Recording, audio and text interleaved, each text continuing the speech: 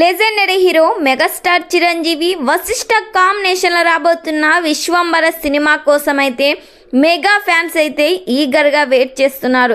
ఈ cinema first schedule, second schedule అయితే complete అయింది. ప్రస్తుతం ఈ సినిమా షూటింగ్ హైదరాబాద్లో చిత్రీకరిస్తున్నారు.